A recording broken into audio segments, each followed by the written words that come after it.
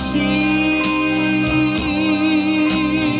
that He created the sun and the stars, the land, the birds, and the bees.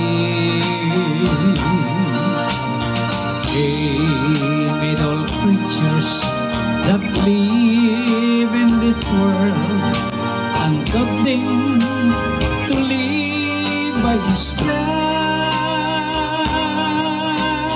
Then as He rested, the Lord sanctified the seventh